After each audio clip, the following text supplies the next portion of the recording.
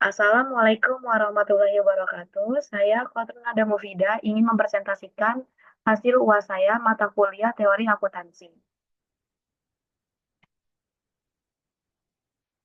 4 pilar standar akuntansi keuangan atau SAK di Indonesia, yaitu SAK internasional, SAK umum, SAK EP atau ETAP, dan SAK EMKM. 1. SAK internasional. PSAK IFRS, Pernyataan Standar Akuntansi Keuangan Internasional Financial Report Standar. A. Entitas yang harus komplit. PSAK IFRS berlaku untuk entitas yang memiliki akuntabilitas publik. Entitas ini meliputi perusahaan publik yang terdaftar atau dalam proses pendaftaran di pasar modal, lembaga keuangan seperti bank, asuransi, dana pensiun, BUMN, perusahaan yang terlibat dalam transaksi yang mempengaruhi banyak pihak, misalnya perusahaan dengan saham yang diperdagangkan. B. Referensi atau acuan. PSAK IFRS mengacu pada International Financial Reporting Standards atau IFRS, standar internasional yang ditetapkan oleh International Accounting Standards Board atau IASB.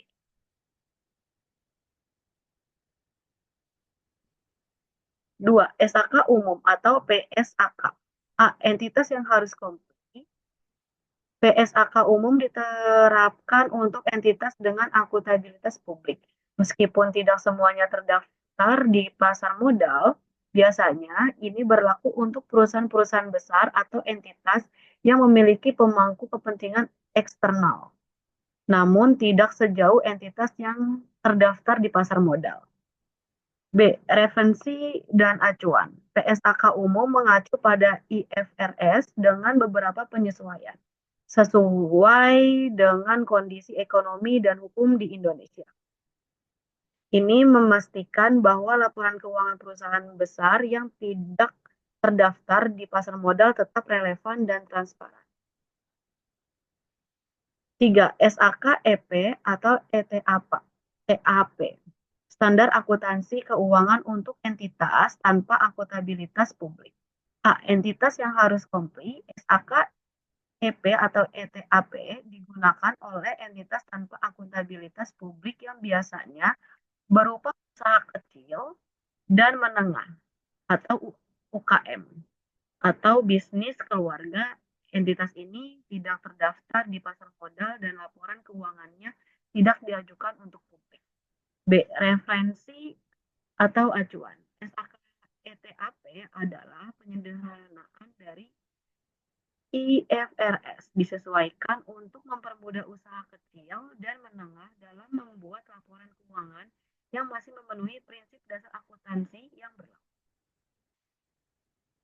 4. SAK EMKM, standar akuntansi keuangan untuk entitas mikro, kecil, dan menengah. A. Entitas yang harus komplit. SAK EMKM diterapkan untuk entitas mikro, kecil, dan menengah atau EMKM yang umumnya memiliki keterbatasan sumber daya dan kapasitas untuk menyusun laporan keuangan yang lebih kompleks. Biasanya ini termasuk usaha yang lebih kecil dengan jumlah transaksi terbatas dan lebih fokus pada pengelolaan internasional.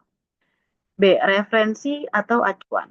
SAK EMKM juga merupakan penyederhanaan dari IFRS. Fokusnya adalah untuk membuat laporan keuangan yang lebih sederhana, cukup memenuhi persyaratan administratif dan pajak tanpa memerlukan laporan yang terlalu rumit.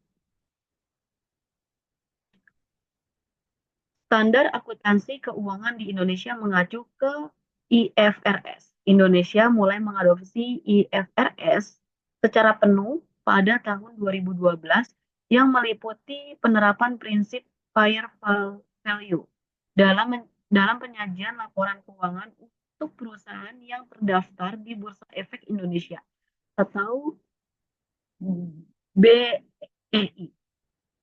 Perubahan ini bertujuan untuk meningkatkan dan keterbandingan laporan keuangan perusahaan di Indonesia dengan standar internasional serta memfasilitasi akses pasar global. Implementasi IFRS ini juga mendukung pengungkapan yang lebih tepat terkait nilai wajar, aset, dan kewajiban dalam laporan keuangan. Apakah satu standar fit for all? Tidak, satu standar tidak selalu cocok untuk semua, meskipun IFRS atau standar internasional lainnya dirancang untuk digunakan secara global.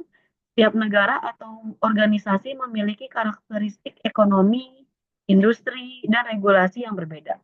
Dalam konteks Indonesia, standar akuntansi keuangan atau SAK diadaptasi dari IFRS tetapi disesuaikan dengan kebutuhan dan kondisi pasar domestik. Jadi meskipun IFRS adalah kerangka yang diadopsi secara global, fit for all tidak selalu tercapai tanpa adanya penyesuaian untuk memenuhi kebutuhan lokal dan spesifik industri. Baik, sekian presentasi dari saya. Wassalamualaikum warahmatullahi wabarakatuh.